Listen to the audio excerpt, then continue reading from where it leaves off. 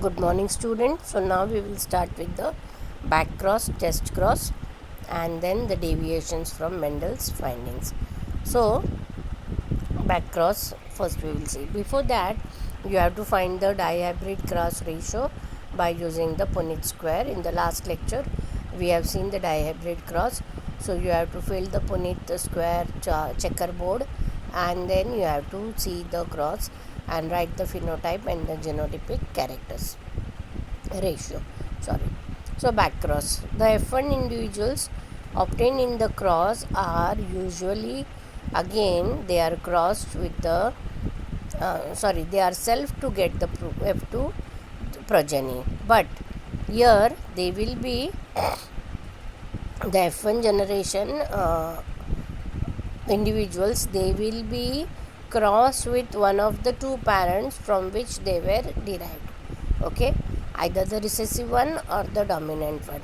Such a cross is called as a back cross. Okay, म्हणजे back क्रॉसमध्ये जे F1 individual जे नेहमी आपल्याला मिळतात ते आपण परत त्यांचं सेल्फिंग होतं आणि मग त्यापासून F2 जनरेशन तयार होतं. पण बॅक क्रॉसमध्ये आपण जे F1 जनरेशनची प्रोजेनी जी मिळणार आहे ती जे पॅरेंट्स होते त्यांच्याबरोबर परत त्यांचं क्रॉस केलं जातं. कुठलाही पॅरेंट, एकतर तो डॉमिनंट असेल किंवा रिसेसिव्ह असेल, अशा क्रॉसला आपण बॅक क्रॉस म्हणणार आहोत. Now we will see the test cross. What is test cross? We have already seen it, but we will be explaining it with the help of an example afterwards. The cross of the F1 hybrid with the homozygous recessive parent is known as a test cross, and this cross is used to test whether an individual is homozygous, that is pure, or heterozygous, that is hybrid. And test cross is easy, simple, repeatable and predictable way.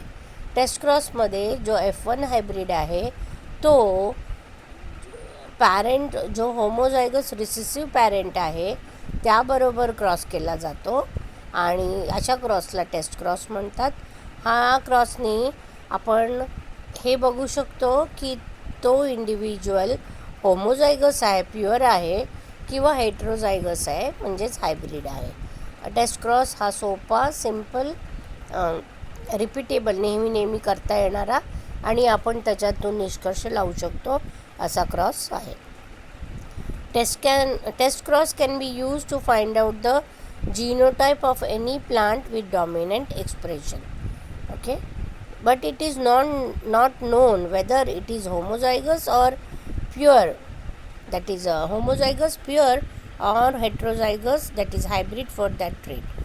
For example, after test cross हा नेहमी एखादा plant ज्याच्यामध्ये dominant expression आहे, dominant जो प्लांटची पिल्लावर मिळणार आहे त्याचं जिनोटाईप काय आहे हे शोधण्यासाठी आपण करणार आहोत.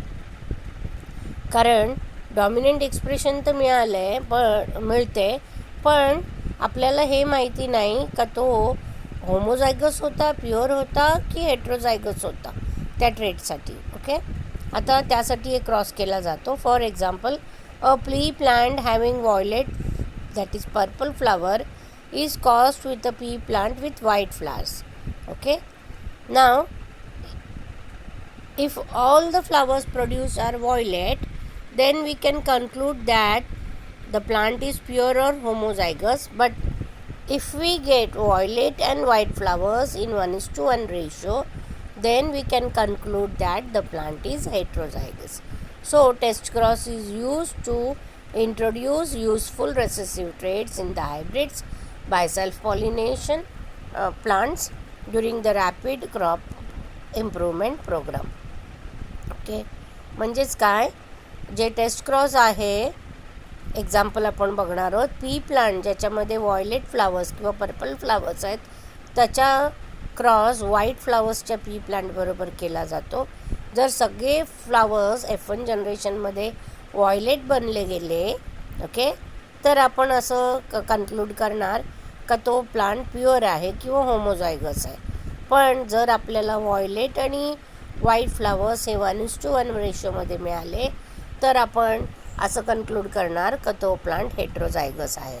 सो टेस्ट क्रॉस हा युजफुल रिसेसिव्ह ट्रेट्स हायब्रिड्समध्ये सेल्फ पॉलिनेटेड प्लांट्सच्या मध्ये इंट्रोड्यूस करण्यासाठी युजफुल आहे जेव्हा आपण रॅपिड क्रॉप इम्प्रूव्हमेंट प्रोग्राम्स करणार आहोत.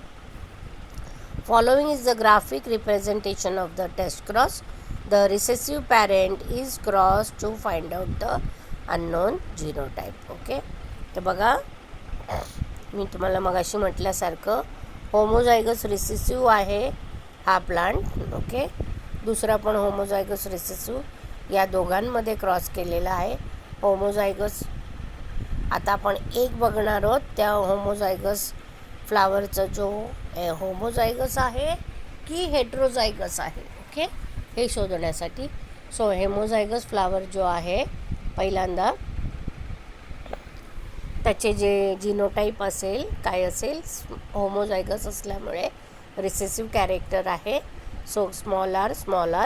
ओके, आणि इकडे जो आहे डॉमिनंट फिनोटाईप जिनोटाईप ज्याची आपल्याला अननोन आहे that is capital R.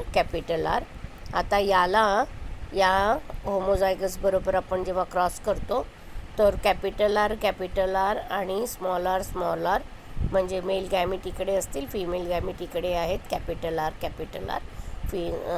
Female असतील, मेल असतील, स्मॉल आर. त्यांचं जेव्हा आपण क्रॉस करतो तर सगळे जे प्रोडक्ट मिळणार ऑल फ्लावर्स जे कसे मिळतील कॅपिटल आर स्मॉल आर असे 4 प्रोडक्ट्स आपल्याला मिळतील. आणि त्यांचं जे जिनोटाईप आहे ते कॅपिटल आर स्मॉल आर आहे, पण फिनोटाईप कसं असेल सगळे वॉयलेट असतील. पण इकडे होमोझायगस रेसेसिव्ह जे स्मॉल आर आहे जेव्हा तो आपल्याला त्याचं जिनोटाईप माहिती नाही आहे, अननोन आहे. ओके, म्हणजे एकतर तो कॅपिटल आर असेल त्याचा क्रॉस आपण बघितला, पण कॅपिटल आर स्मॉल आर जर असेल तर मेल असेल स्मॉल आर फिमेल जी आहे कॅपिटल आर स्मॉल आर, तर आपल्याला क्रॉस केल्यानंतर काय मिळतील 2 कॅरेक्टर मिळतील. ओके, अर्धे फ्लावर्स मिळतील आपल्याला व्हाईटमध्ये आणि अर्धे मिळतील आपल्याला व्हायलेट किंवा पिंकमध्ये. ओके, सो यावेळेला आपल्याला अननोन जो फ्लावर आहे तो कसा आहे हेट्रोझायगस आहे ते कळेल. आणि इकडे पहिल्या क्रॉसमध्ये आपल्याला अननोन फ्लावर होमोझायगस डॉमिनंट आहे हे कळेल. So this is the result interpretation. Okay, and this is the graphical representation of the test cross. Okay, so you have to see this.